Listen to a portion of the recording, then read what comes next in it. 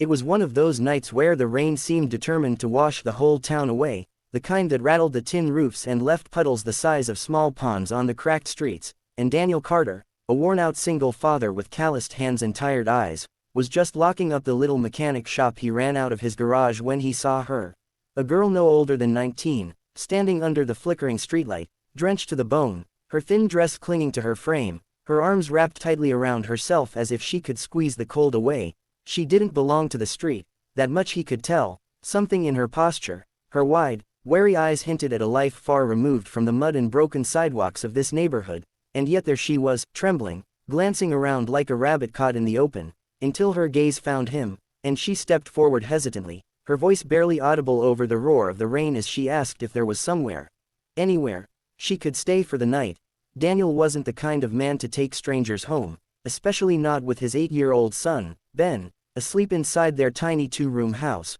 but there was something in her voice, something fragile and desperate, that broke through his instinctive caution, so he nodded and led her toward the dimly lit doorway, telling himself it was just for one night, that come morning she'd be on her way. And yet as she stepped into the warmth, shivering violently, he caught a glimpse of something, a flash of a gold necklace at her throat, delicate but unmistakably expensive, the kind of thing that didn't fit with her ragged state, and it made him wonder who she was and why she was out here alone. He gave her a towel, offered her one of Ben's old sweatshirts, and she smiled faintly, the first flicker of light in her otherwise haunted expression, murmuring a soft, "Thank you," before sitting quietly at the small kitchen table, her eyes darting to the family photos on the wall, lingering for a second too long on the one of Daniel holding a much younger Ben, his arms slung around his late wife, whose absence still hung heavy in the air like a ghost. Daniel made her tea, trying not to ask questions, but curiosity itched at him until finally, in the soft hum of the rain, he asked where she was headed,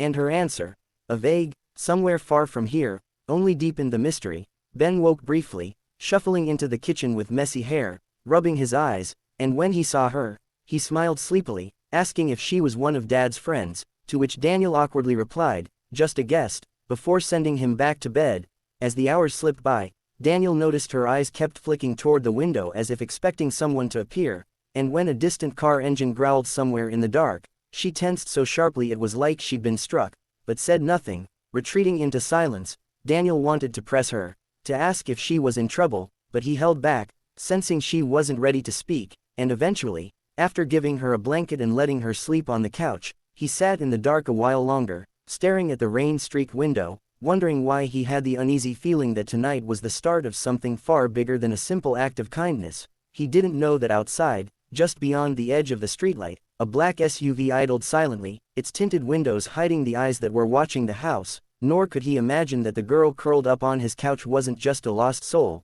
but the daughter of one of the wealthiest men in the city, a man who would turn the whole town upside down to find her. Yet for now, all Daniel knew was that come morning, he might regret ever opening that door, but he also couldn't shake the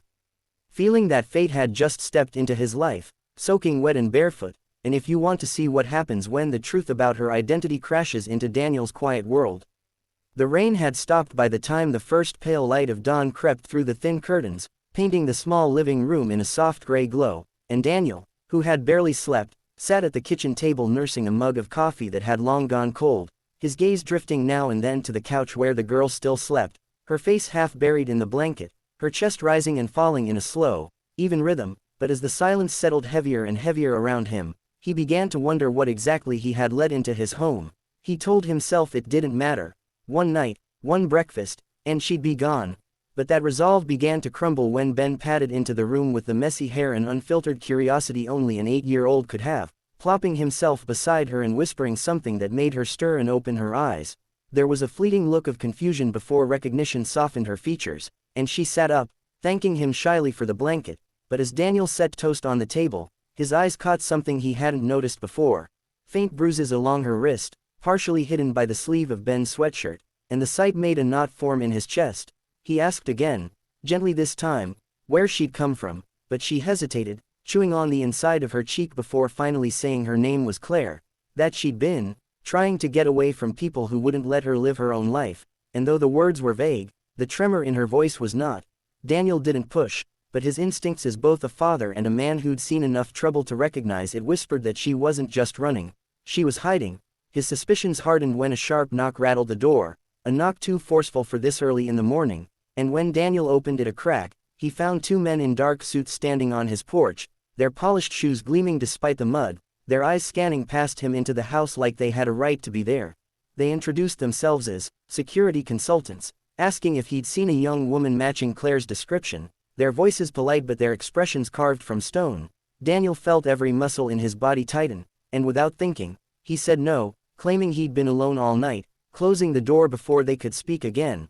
When he turned back, Claire was on her feet, pale as paper, her hands clenched in the hem of her sweatshirt, and that was when she told him, not everything, but enough, that she was the daughter of Richard Whitmore, a name Daniel knew all too well because it was splashed across half the buildings in the city, a man whose wealth could move governments and whose face had been on every news channel just weeks ago when his daughter had vanished without a trace. Claire's voice shook as she admitted she hadn't been kidnapped, she'd left on her own, unable to bear the cold, gilded cage her father had built around her life, and that the men outside weren't there to hurt her, but to take her back to a place where she felt more alone than she did in the rain last night. Daniel listened, torn between disbelief and a strange protectiveness he couldn't explain, but before he could speak, the sound of an engine idling outside returned, closer now, and Ben peeked through the curtain to announce that the black SUV was back, this time with another behind it. Daniel's gut told him the decision he made in the next minute could change everything: hand her over to the people who claimed they were family,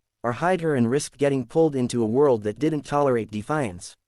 He looked at Claire, at the pleading in her eyes, and something in him, maybe the part that still remembered what it was like to lose someone you love and be powerless to stop it, made the choice for him. He told her to take Ben's old sneakers, grab her things, and slip out the back while he kept them busy, and though she hesitated, she obeyed, whispering a shaky, "Thank you," before disappearing through the creaking back door. Minutes later, the men were back at the front, this time with more insistence, but Daniel stood his ground, feigning ignorance until they finally left, engines growling into the distance. When he went to check the alley, she was gone, and for a moment he wondered if he'd imagined it all. But later that day, when he came home from the shop, there was an envelope slipped under his door with his name in careful handwriting. Inside was a single note: "I'll come back when I can repay you. You saved me more than you know." See, and tucked with it, folded small, was $100 bill, crisp and clean, but Daniel knew it wasn't about the money, it was about a choice he'd made without regret,